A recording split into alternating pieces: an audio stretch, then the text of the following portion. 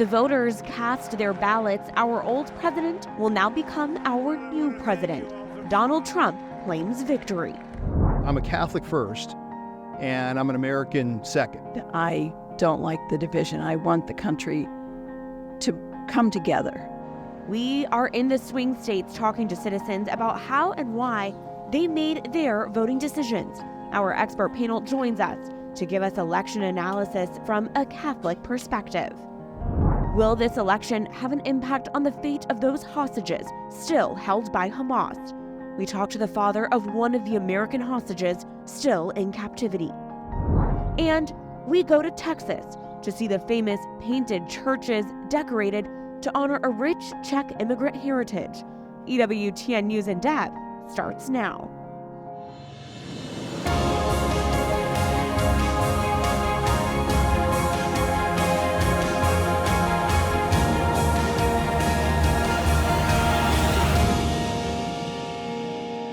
I want to thank the American people for the extraordinary honor of being elected your 47th president and your 45th president. The American voters have spoken. Former President Donald Trump is now once again President-elect Trump. Only the second time in U.S. history a president has won 2 non-consecutive terms in office. Welcome to EWTN News in Depth. I'm Catherine Hadro. Not since Grover Cleveland won a second non-consecutive term in 1893 has America seen a former president return to the White House. And Donald Trump makes that history as he won a resounding victory on Tuesday night. In the end, it was not even close. Here's a look at the state and electoral votes each candidate won. Republican red, Democrat blue. Of the necessary 270 electoral votes needed, Trump has racked up 295 votes at the time we record this program, with a little more vote counting to come from Arizona and Nevada. Vice President Kamala Harris has won 226 electoral votes at this time. Perhaps both candidates surprised the race was not closer as the polls had predicted.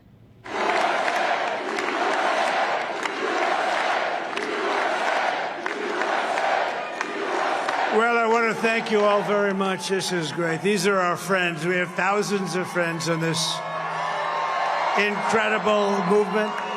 This was a movement like nobody's ever seen before. And frankly, this was, I believe, the greatest political movement of all time. There's never been anything like this in this country, and maybe beyond. An ecstatic crowd of supporters greeted Donald Trump and his family in the wee hours of the morning on Wednesday at the Palm Beach County Convention Center, when it became clear that he had won a resounding victory in the race to become the 47th president of the United States. As the numbers trickled in over the next hours, Trump won every one of the battleground states, made gains over his previous races in other states across the country, and became the first Republican presidential candidate in 20 years to win the popular vote. In her concession speech at her alma mater, Howard University in Washington, D.C., Vice President Kamala Harris said she called President-elect Trump to pledge to him a peaceful transition of power. She also struck a somber tone, acknowledging the disappointment felt by her supporters. My heart is full today. My heart is full today, full of gratitude for the trust you have placed in me, full of love for our country, and full of resolve. The outcome of this election is not what we wanted, not what we fought for, not what we voted for, but hear me when I say, the light of America's promise will always burn bright. On Thursday, speaking from the Rose Garden, President Joe Biden also promised a smooth transition to the next administration. The people vote and choose their own leaders, and they do it peacefully. And we're in a democracy. The will of the people always prevails. Yesterday, I spoke with President-elect Trump to congratulate him on his victory. And I assured him that I'd direct my entire administration to work with his team to ensure a peaceful and orderly transition. That's what the American people deserve. While the Trump majority expanded across almost all demographic groups and geographical areas, it got a huge boost from the Latino community. Trump flipped one county in particular, Starr County in South Texas, the most Hispanic county in the nation, according to the U.S. Census Bureau. A longtime Democratic stronghold, voters there had not backed a Republican presidential candidate in decades. The main reasons this time around, the economy and border security. It was mainly probably the economy. The economy was real bad. It's real bad, still real bad. We live here by the border. Only the people that live here by the border know what's going on, right? So that's why, that was my main thing that I voted for him. Even those Latinos in Starr County who backed Harris had a critique for the Democratic Party, saying Democrats were perceived as not paying enough attention to the working class. You know, we've seen a lot of efforts from Republican groups come into the community, canvass, block walk, knock on doors. I know that the Democratic Party does that too, but, you know, we can't wait for a big election to have those conversations. By that point, it's too late. Beyond Texas, which no one ever thought would go blue for Harris, there was an expectation of a much tighter race in the battleground states. On Election Day, we dispatched our EWTN News in Depth reporters to two key swing states, Pennsylvania and North Carolina, to talk to voters at polling places and evening watch parties. Our team coverage on what we heard from voters begins with reporter Mark Irons in Bethlehem, Pennsylvania. There was high voter turnout around the country, and the critical swing state of Pennsylvania was no exception, as the final vote count here helped solidify a Donald Trump presidential victory. I believe in, most of his policies. At the end of the day, I'm happy with the outcome. We spoke with Pennsylvania voters pleased the country picked the former president again. I think he did a good job last time he was in. And he wants to do what's best for our country. But the morning after the results came in, we also heard from supporters of Vice President Kamala Harris reacting to defeat. I'm extremely concerned about the direction of this country. We're going to accept the results of the election, unlike Trump in 2020. We're going to play fair. Thomas Kimberly Dawes and his wife had spent the week before Election Day volunteering for the Harris campaign around Bethlehem, Pennsylvania. Dawes reflects on what's next for his party. Which is the Democratic Party over the last 20, 25 years. We've lost our base in the working class, and we've got to get back to fundamentals with them. Whether Democrats or Republicans, people in the working class have always played a big part in the industrial strength of America. And though there is no longer production on the grounds of the shuttered Bethlehem Steel Corporation, about 60 miles north of Philadelphia, the political leanings around here almost always indicate who will win the White House. For decades, this place was a national leader in steel production. Of course, nowadays, all Americans look to Pennsylvania to see what voters are thinking every presidential election, in particular in this part of the state, in a particular county, where for more than 100 years, voters have almost perfectly picked who will be president. Northampton County voters have correctly chosen the U.S. president in all but 3 elections since the early 1900s. The county went to Trump in 2016, Biden in 2020, and now back to Trump. We spoke with county voters near St. Anne Catholic School, which served as a polling station. So my identity really is rooted in my Catholicism, my practice of the faith. By the adjacent church, we met with parishioner Mark Naperkowski. His vote was guided by Catholic teaching, which calls for the protection of preborn children. With that in mind, he supported Trump. He is going to do less damage, I believe, in that realm than his opponent, Harris. Naperkowski helps run a pro-life ministry at St. Anne Parish. He believes at both the church and state level across the country, a pro-life mission must advance. We need to really value every human life and give moms and women and families an opportunity to raise their families with the resources that are that we can provide. In Pennsylvania, Election Day 2024 will be memorable for one voter we spoke with, but not because of the outcome. This election was a significant first for Jackson Pine, who became a U.S. citizen last year. Yeah, first election in my whole life. It's my first election. I'm very proud because if it was somewhere different, I don't think I would have had the opportunity to vote. His vote went to the Democratic ticket. Pine and other Liberians were helped by immigration policies during the presidency of Bill Clinton that allowed them to flee their war-torn country in Africa and come to America. How does it make you feel to be an American here voting? I feel very happy, proud, and words cannot tell it all, because I know what I went through. 23 years surviving in this country to become a citizen. It wasn't just an easy task, but with God above, we were able to come through. So I'm very happy to be an American. Mark Irons, EWTN News in Depth. I'm Roselle Reyes in Charlotte, North Carolina. North Carolina, a crucial battleground state with 16 electoral votes, glowed red on the map as former President and soon-to-be 47th President Donald Trump wins in the state. According to the Associated Press, two factors contributed to his victory. Republican voters in the Tar Heel state cast ballots in greater numbers than 4 years ago, while Democratic turnout sagged. The morning after Election Day, we asked people in downtown Charlotte for their reactions. Well, I didn't want this, but I kind of expected it. Like, the Democrats didn't run the greatest campaign or the best candidate or do anything we kind of like, so what can you do? Who knows what rights they'll have tomorrow or the day after that, but what I know to be true is that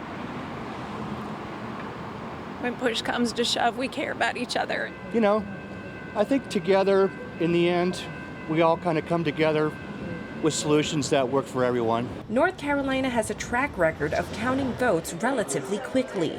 This year was no different, despite challenges brought by Hurricane Helene to the western part of the state. In one of the hard-hit communities in Asheville, even as residents are still recovering from devastation, they showed up at polling sites to get their votes in early. I think it is an important thing to do for seeing long-term recovery in places like this. I'm really devoted to cast my vote, but I think a lot of people feel that way. But obviously, anytime you have something this cataclysmic, it's going to disrupt people's lives. The night before Election Day, 20 minutes away from downtown Charlotte, a special holy hour for the election was held at St. Thomas Aquinas Catholic Church. I just have had so many people in my parish tell me how anxious they are about everything. I wanted them to find some peace here and some strength in Christ and renew their faith. Parishioners shared their intentions with us. We were here to pray to the Lord and to put our trust in Him that He will give us the best leaders. Just praying for a peaceful, honest election and, of course, peace in our country. One, I prayed for the intention for an end to abortion and a respect to marriage. An election that promotes pro-life values. And family values. Family values. Yes. Yeah. Give it up to God, and it's all in His hands. On election night, after polls closed in North Carolina, students at Belmont Abbey College anxiously waited for results. We made our way here to Belmont Abbey College. I'm joining some students here for their election watch party. The student commons was filled with cheering and some booing. You know, it's great. I love seeing the energy from my fellow students. Very excited, looking forward to seeing what happens and, hoping for the best. Number one thing is that Christ is, king of the country. The resounding message at Belmont Abbey College, Christ is King, as students prayed for our country and its next leaders. This resonates with Bishop Michael Martin's words. As Bishop of the Diocese of Charlotte, he reminds us this election season to return to the word of the Lord. I would ask all of us to consider whether or not we are filling our minds and hearts with the right message. And to me, the right message is always the gospel of Jesus Christ. He cautions the faithful of overindulging in television and social media and being exposed to negative ideologies. And that is so counter to the message of Christ and the message of the church. It's not us and them, it's us. The more we're engaged, the more impact we have, and the more we can bring the good news to bear in our civic lives. Roselle Reyes, EWTN News in Depth. By the time all the votes are in, the Republican Party might have control of both houses of Congress as well for a clean sweep. In the Senate, Republicans have taken the majority, gaining 4 seats, ousting longtime Democratic incumbent senators in Ohio, Montana, and Pennsylvania, and picking up a seat in West Virginia with the retirement of Senator Joe Manchin. The tally is currently 53 Republicans to 45 Democrats, including 2 independents who caucus with Democrats, with 2 Senate seats still to be decided in tight races in Arizona and Nevada. With late votes still being counted on the West Coast, particularly in California, and some other races elsewhere too close to call, there is not yet a determination of which party will control the House of Representatives, but things are trending Republican. In the 435-seat chamber, 218 seats are needed for the majority. As we tape this program, Republicans have won 211 seats and Democrats 199. 25 seats remain to be called. We've also been tracking the 10 states that had abortion amendments on their ballot this week. Pro-lifers are claiming victory in 3 of those states, the first pro-life state victories since Roe v. Wade was overturned. All of the pro-abortion measures in the 10 states sought to enshrine abortion as a so-called right into their state constitutions. It passed in 7 of those states, as you can see here on our map: Missouri, Arizona, Colorado, Maryland, Montana, New York, and Nevada. But 3 states have bucked the trend, where voters rejected the extreme abortion amendment. We take a closer look now at how Florida, Nebraska, and South Dakota prevailed with pro-life victories. Pro-lifers have succeeded at the state level for the first time since the Supreme Court's 2022 Dobbs decision. Constitutional amendments which would have allowed for late-term abortion failed to pass in Florida, Nebraska, and South Dakota this election day.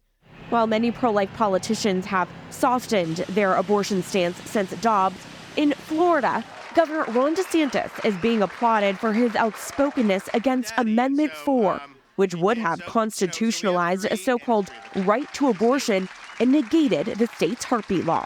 This is allowing non-physicians to greenlight abortions up until the moment of birth.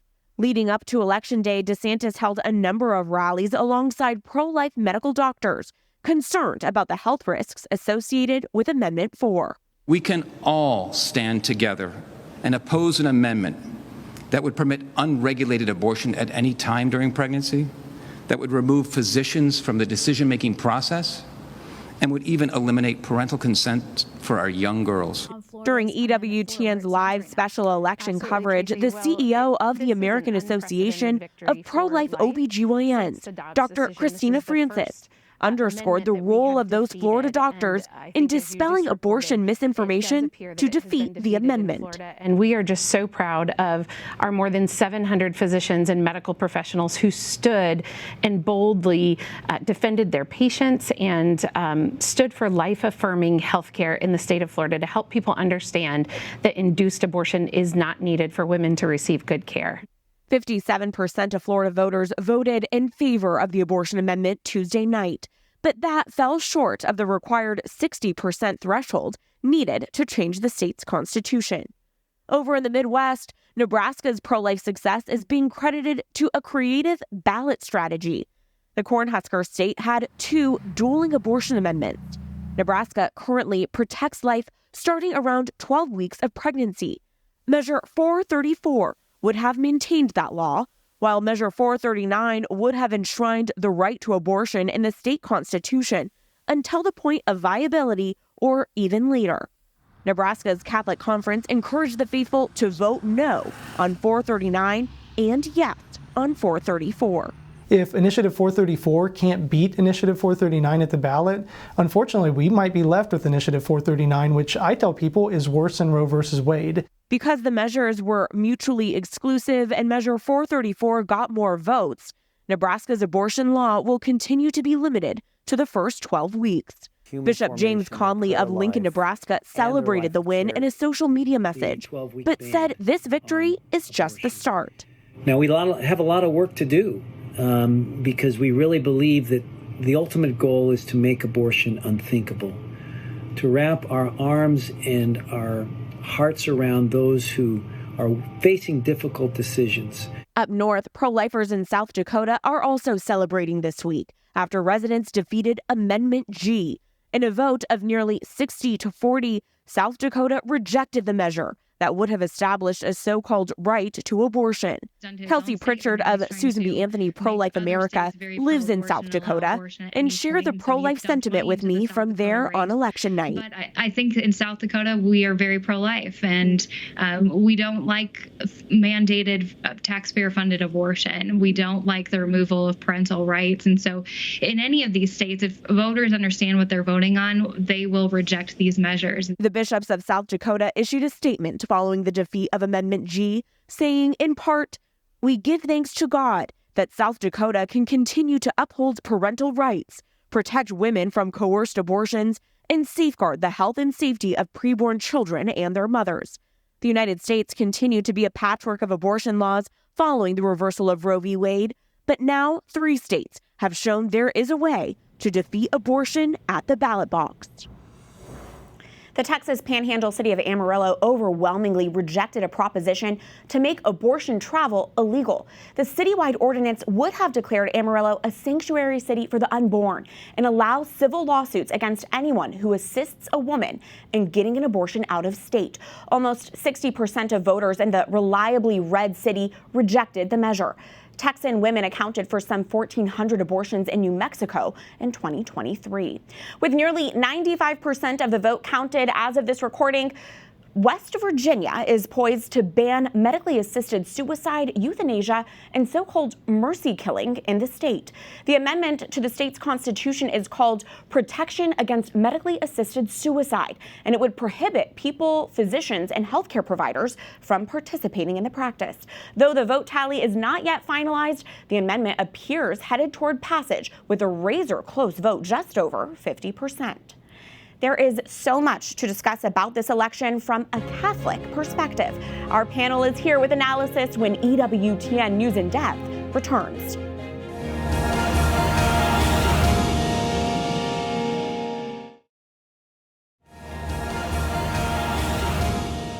Welcome back to EWTN News in Depth as we continue our coverage of the 2024 U.S. election. Momentous changes are afoot, and there is much to discuss from a Catholic perspective. We are joined now by Francis Maier, a senior fellow in the Catholic Studies program at the Ethics and Public Policy Center. His work focuses on the intersection of Christian faith, culture, and public life. And Madeleine Kearns is associate editor at the Free Press. She was previously a staff writer for National Review.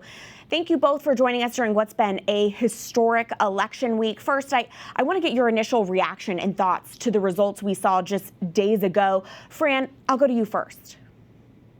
I was astounded. I guess I've trained myself to be a pessimist, and so I went into the election evening fearing the worst, but it turned out extremely well, so I'm very happy. I think a lot of people are surprised by just the overall results. Maddie, what's been your initial reaction to this election week? Well, I had deja vu from 2016 and just reminded of how wrong the polls can be. Everyone was hedging. They thought it was going to be super close. It ended up not being close at all. We saw this massive red shift in 49 out of the 50 states and DC. They shifted Republican, meaning Trump did much better than he did in 2020. There was also a really astonishing diversity among voters. Trump's gained support from virtually every group, every minority group, whites and Hispanics, blacks, Asian voters, you name it. I think he had the best performance among the Jewish vote in a Republican perhaps ever. So yeah, really astonishing, and I shared Fran's surprise. Speaking of support for Trump, the Washington Post's exit poll reveals that Trump won the national Catholic vote by a 15-point margin, 56-41. I'd like to dig into that a bit. Fran, this has to go beyond the fact that Kamala Harris skipped the Al Smith charity dinner, right? What do you make of this exit poll finding? Well, I think practicing Catholics tend toward the Republican Party anyway, not because necessarily of its economic policies, but because it's just more friendly to religious faith. I think that was exaggerated, accelerated in this case, because the Democratic candidate was so obviously secular and disinclined to make any concessions to religious freedom issues. And I think that's one of the reasons, aside from the usual resistance to abortion on the part of practicing Catholics for the results that happened. Maddie, the Catholic vote shift represents a 10-point swing in favor of Trump from 2020 to 2024. Why do you think we're seeing this? Well, part of the obvious explanation is that Biden is a Catholic, and obviously he's a Catholic who's breaking with the church's teachings on key issues such as abortion. But it's clear he has a sincere faith, and he made that part of his campaign. This time, as Fran says, you've seen the opposite. You saw Kamala Harris really just snub Catholics, not just with the Al Smith dinner, but in terms of her rhetoric on abortion, her intolerance for religious exemptions to her extreme abortion agenda.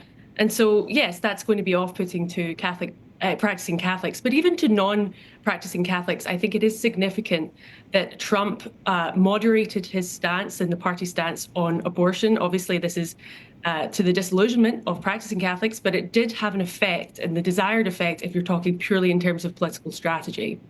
I want to dig into that momentarily, but first, Fran, you wrote an article for The Catholic Thing this week in which you shared that you did vote for Trump, and you also wrote this election's a reminder that we as Catholics need to live differently, that we need to remember we're a people set apart for the sake of the culture around us. Can you expand on what you mean by that?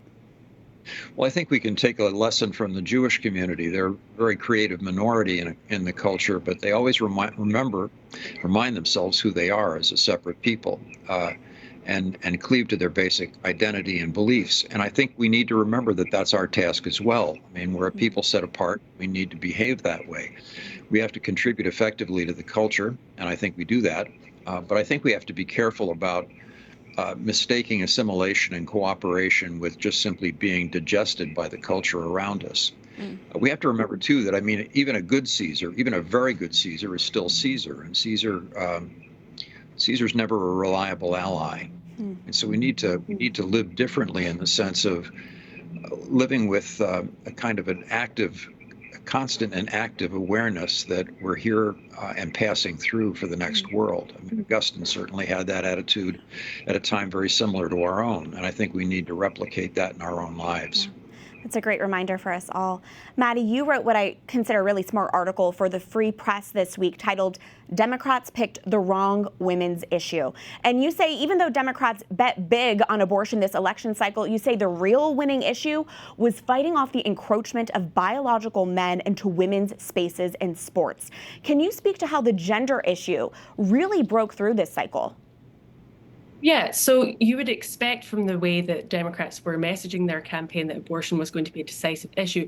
In fact, it wasn't. And it's in part because of the reason I just gave in the last answer, which is that Trump did moderate the party's position on abortion.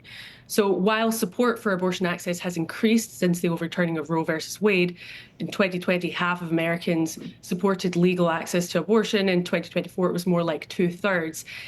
Even despite that, half of the people who say abortion should be legal in most cases voted for Trump anyway. So it ended up being a bit of a political flop among the electorate. And meanwhile, the Democrats really lost out big on this transgender issue because Republicans spent $215 million in ads. They had done a lot of testing, message testing, and they had seen the difference that it could make when you make the case for female-only sports and spaces.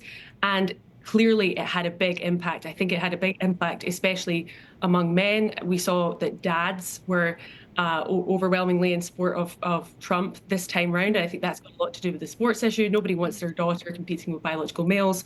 And so, yeah, this was a big issue for them. And I'm sure we're going to see Democrats starting to change their messaging on the transgender issue going forward.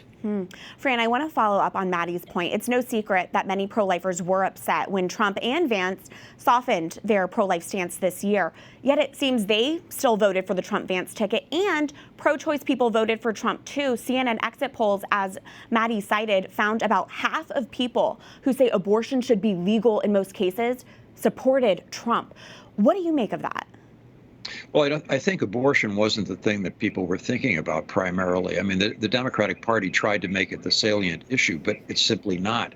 In terms of pro-lifers, I mean, I think reasonable pro-lifers understood that when you have a culture that's had 50 years of catechesis on the importance of abortion as a reproductive right, you're going to change people's opinions. We're now dealing with an environment that has to be recatechized, and that's a very long-term generational issue.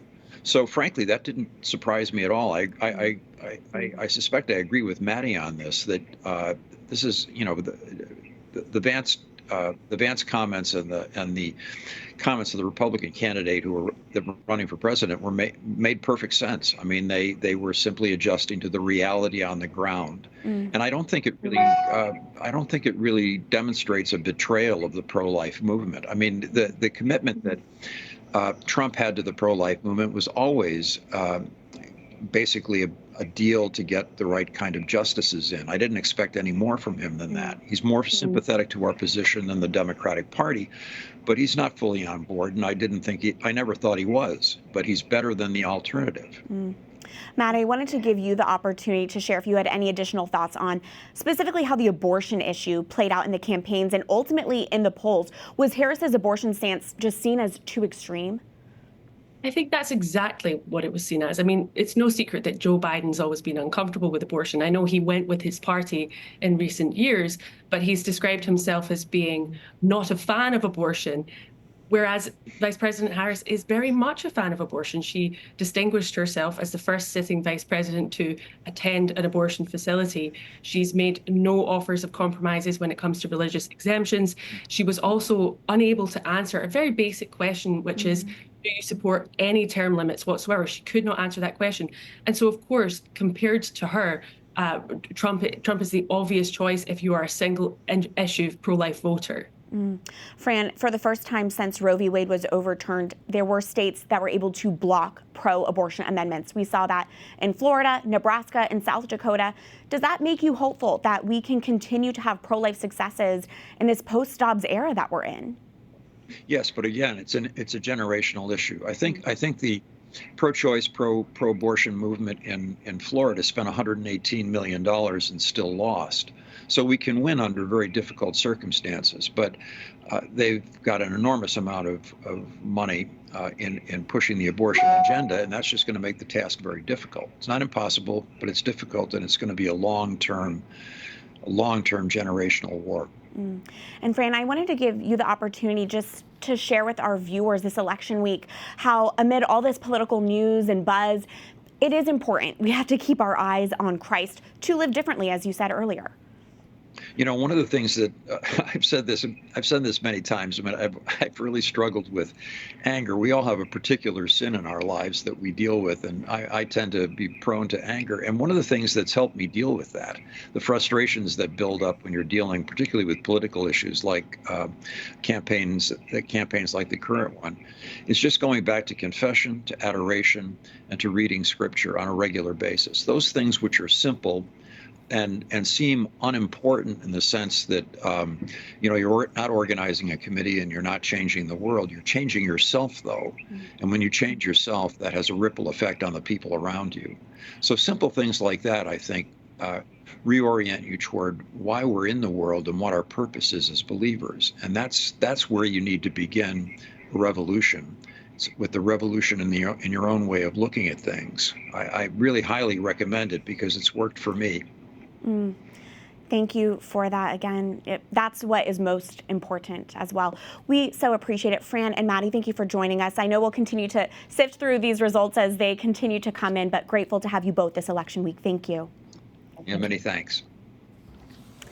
Headlines are next in the Week in Review.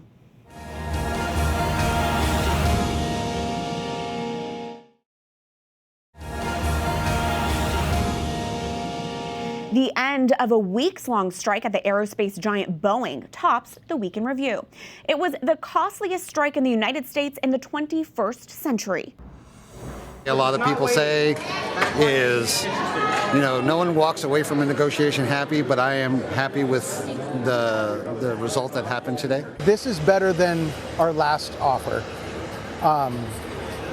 but I think they can do a little bit better, but we need to get back to work. Factory workers' reactions to the deal were mixed after more than 30,000 of them voted to accept the new contract on Monday. The new contract offers a 38% wage increase over 4 years, an improvement from previous offers, but still shy of the union's demand for 40%. The machinists now return to work at Boeing's Pacific Northwest assembly lines, but the aerospace company's other problems are far from over. Boeing continues to grapple with financial woes and a quality crisis after a door plug blew off of a plane in January. The Federal Reserve cuts its key interest rate on Thursday. The lowered rate will impact Americans who borrow money through credit cards, personal loans, and auto financing. This is the second time the Fed has lowered the rate this year and signals inflation could finally be under control. The Fed lowered interest rates by a quarter point. This follows a half-point reduction in September. This moves the central bank's benchmark rate to 4.6%, down from a two-decade high of 5.3% before September. The Federal Reserve will hold its next meeting on December 18th. Massive protests in Israel after Prime Minister Benjamin Netanyahu ousted Israeli Defense Minister Yoav Gallant this week. The move to fire the popular official was a surprise and came as the country fights its enemies on multiple fronts.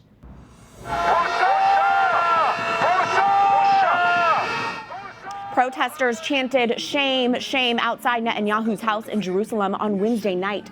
In his announcement on Tuesday, Netanyahu said he fired Gallant over a crisis of trust.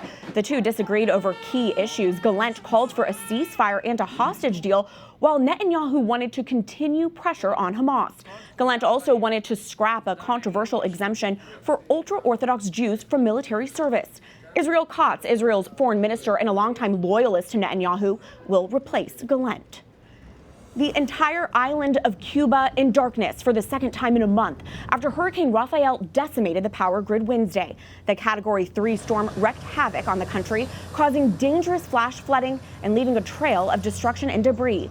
Cuban authorities began restoring power to the eastern half of the island on Thursday, though the capital of Havana remained without power. Cuba has faced chronic power outages throughout the summer due to a shortage of petrol. Hurricane Rafael comes just weeks after one of the island's major power plants failed, causing the worst blackout in years. This Saturday is the 35th anniversary of the fall of the Berlin Wall. The Iron Curtain divided the German city for decades, and its destruction ultimately led to the collapse of the Soviet Union and the fall of communism in Europe. And behind it all, a Polish pope. Pope St. John Paul II played an instrumental role in the tearing down of the wall and spent much of his early pontificate fighting against communism. After his election, he began working behind the scenes to help suppressed opponents of the communist dictatorship. He also consecrated the Soviet Union to the Immaculate Heart of Mary in 1981, following the call of Our Lady of Fatima. One of his most significant contributions was supporting the Solidarity movement in Poland, which stood up against the communist state. Martin Rottweiler, founder and director of EWTN Germany, says the saint's impact is undeniable. If anyone had any doubts about it, the best witness is Mikhail Gorbachev, the then General Secretary of the Central Committee of the Communist Party of the Soviet Union, who himself testified that without John Paul II, this revolution would probably not have taken place, or at least not in this peaceful way. There is more to this story and more from Martin on the fall of the Berlin Wall on the EWTN program Vaticano, Sunday at 4 p.m. Eastern. A mission of service. Archbishop William Lori, head of the Archdiocese of Baltimore and the Supreme Chaplain of the Knights of Columbus, recently traveled to Ukraine to meet with victims of the ongoing war and to offer his support to the work of fellow Knights there. Though a short trip in October, the Archbishop met with displaced people and handed out coats to children. He also made a stop to pray for the deceased in Bucha, where hundreds of civilians were found dead early into the war in 2022. And the Baltimore Archbishop blessed an ambulance donated by the Knights of Columbus to be used at a local hospital.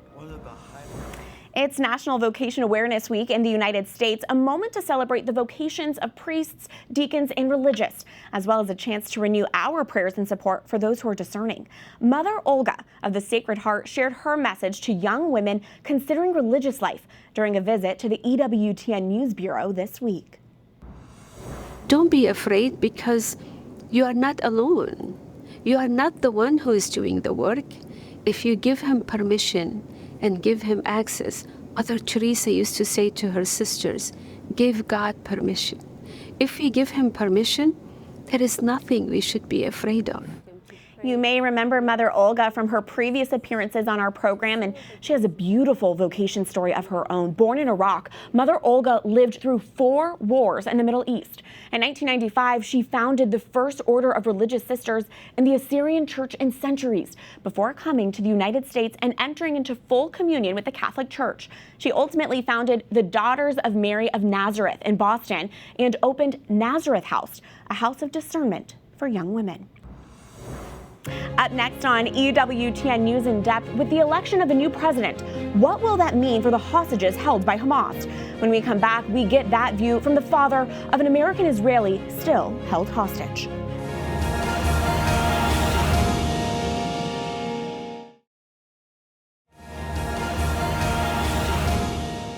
It's been more than a year since Hamas launched its terrorist attack on Israel, kidnapping 253 people. Almost 100 of them are still trapped in Gaza as negotiations for ceasefire and release remain at a standstill. According to Israeli authorities, more than 60 hostages are believed to still be alive and about 35 others dead. 4 Americans are among the hostages still in captivity. With a new president soon taking the highest office in the U.S., the future of hostage negotiations remain uncertain. After election night, the families of those American hostages are calling on President Biden and President-elect Trump to work together to rescue their loved ones, saying that they need a bipartisan coalition of brave, committed leaders to bring them home. One of the Americans still being held hostage by Hamas is American-Israeli citizen Sagi Dekel-Hen. We are joined now by his father, Jonathan Dekel-Hen. Jonathan also happens to be a professor at the Hebrew University of Jerusalem, and he joins us now from Israel. Jonathan, it is a privilege to speak with you. Can you first tell us about your son, Sagi, about the man that he is and any information you might have about him at this point? Sure. One small correction, if I may. There are actually 7 U.S. citizens who are still hostage in Israel. 3 that we know of have been murdered, but their bodies are being kept by Hamas, and 4 that we hope are still alive. Sagi is among those 4. My son is now a 36-year-old father of 3 little girls. He and I both are dual citizens. He grew up, like the rest of my kids, on our kibbutz near Oz, which is on the border of Gaza.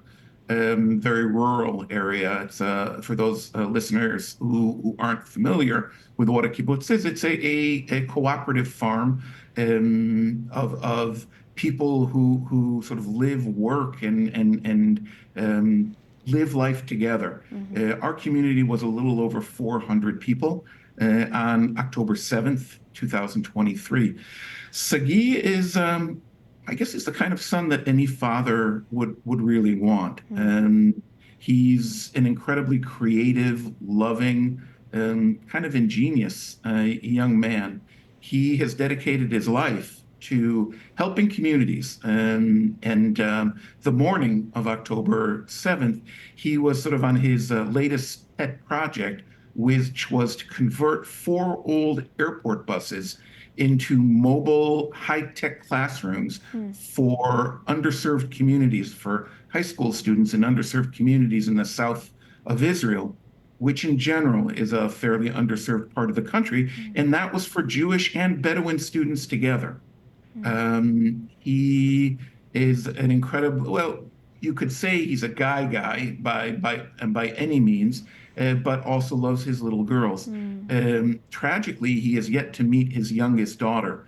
On the morning of October 7th, his wife, Avital, was 7 months pregnant when over 200 heavily armed, well-trained Hamas terrorists invaded our kibbutz, and together with several hundred looters from Gaza, most of them civilians, some of them not, rampaged through our home for the better part of 9 hours.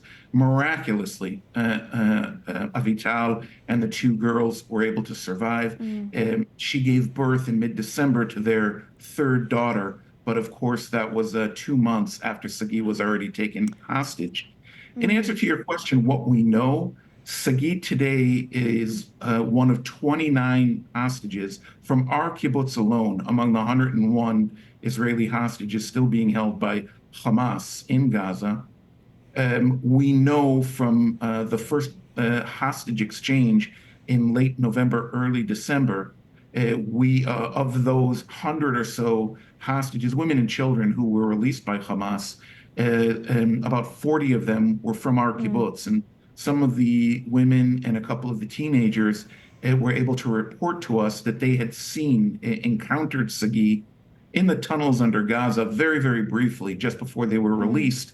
And so we do have that confirmation, but that was an eternity ago. Absolutely. And that alone doesn't really give us all that much confidence, because while they were telling us that they had encountered Sagi, they had also encountered many, many other male hostages from the kibbutz, some of whom we know for absolute fact were murdered subsequently by Hamas or died from neglect by Hamas or a tragic result of friendly fire. So whatever we did know in early December is it's really not all that useful right now about his fate and the fate of all the hostages. I can't fathom what this past year has been like for you and your family. And Jonathan, the big news in the U.S. this week is that Donald Trump will be the 47th president. Israeli Prime Minister Benjamin Netanyahu was among one of the first world leaders to congratulate Trump on his victory. I'm curious, how do you think a Trump administration will impact the Israel-Hamas war in the negotiations to release the hostages? Well, I think the most important factor really is that President Trump will only take office on January 21st, I believe. And we have every reason to believe, the hostage families and most Israelis, that the hostages who still might be alive, and we really don't know how many might still be alive, will not survive until January 21st.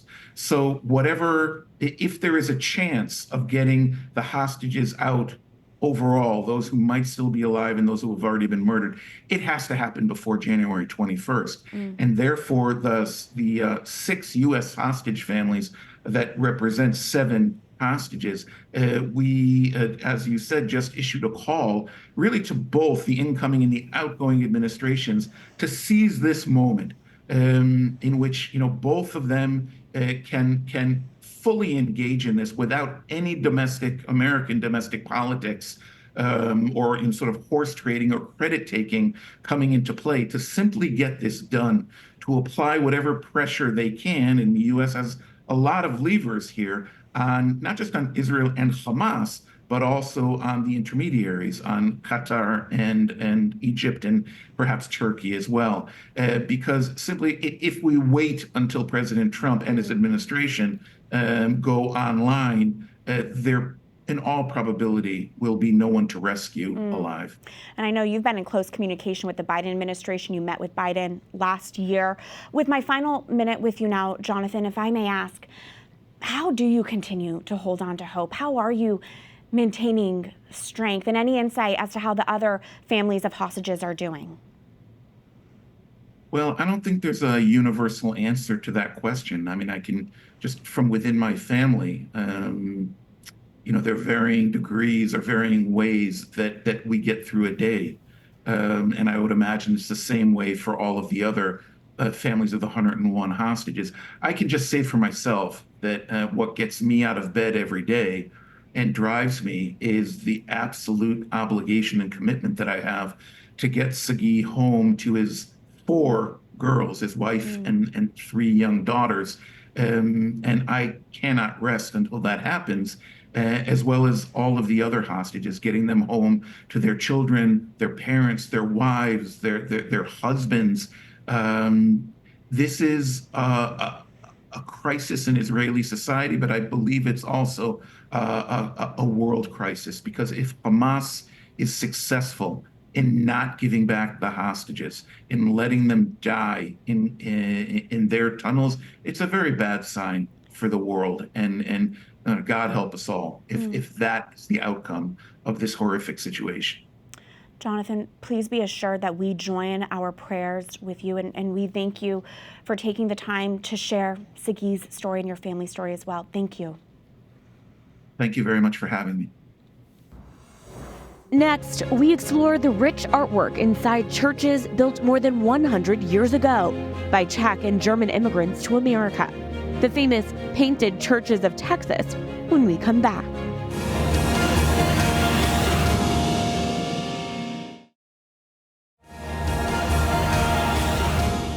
In the late 1800s and early 1900s, thousands of Czech and German immigrants came to Texas to start a new life. Along the way, this largely Catholic population built dozens of churches across the state.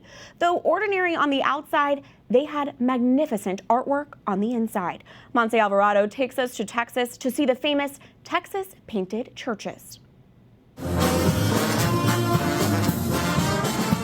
Polka, Romanesque architecture, and German beer. What sounds like the makings of a small European village are staples of this historic community in Shiner, Texas. What do I love about being pastor here? Well, the kolaches are not bad, right? Apart from Czech pastries and their famous Shiner beer, Texas and this community also boast being home to one of the 15 painted churches that draws tourists to rural Texas. The small Shiner community of about 2,000 people was founded in 1887, when German and Czech settlers started arriving at the promise of more farmland. Bringing more than their customs, the incoming immigrants brought their faith, with about 90% practicing Catholicism. It's a very Czech community and very Catholic community here. My wife is, though. I did marry a Czech woman, so there's this this tradition and this history of what this church means to this town. Of the focus is Christ, right? The central gathering place of the community was St. Cyril and Methodius Catholic Church, named after the two Greek saints who played a large role in evangelizing the Slavic peoples. And so this construction on this church began in 1920, and it was completed in 1921. Everybody who worked on the church was local.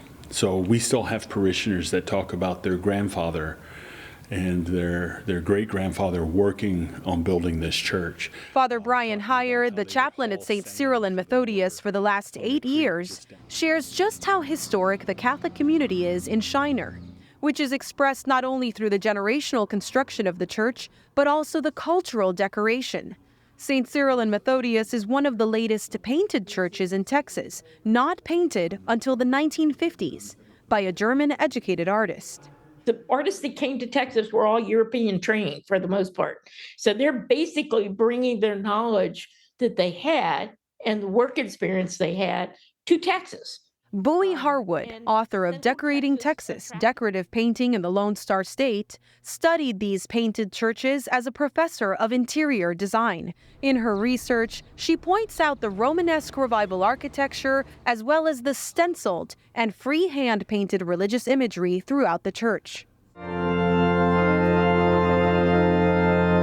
But the most impressive design statement is the huge panoramic mural located on the apse ceiling. It realistically depicts Christ in the Garden of Gethsemane.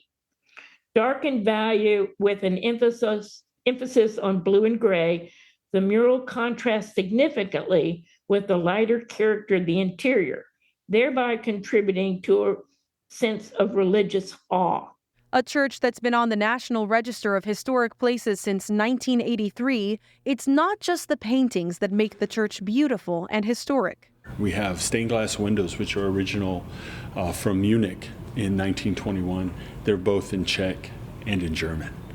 And so that shows that the people were, one, supporting the parish together, donating to have their words put on the windows. Deacon Michael Murkowski's family was one of those families with deep roots in the Shiner community. Just like the rest of these windows, you see different families' names on that have been part of the community for a long time.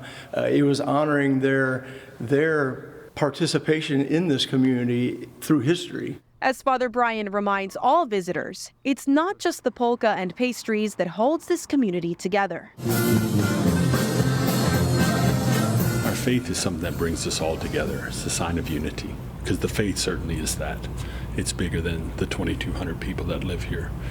And so that's why I love it. And that's why I get up in the morning and come and celebrate Mass. And it's just excited about our parish here in Shiner. Montse Alvarado, EWTN News in depth. Such stunning artwork in those churches to glorify God. And that's a wrap on this edition of EWTN News in Depth. I'm Catherine Hadro. Thank you for joining us. We hope to see you again same time next week for more news and reports important to your Catholic life. Until then, God bless.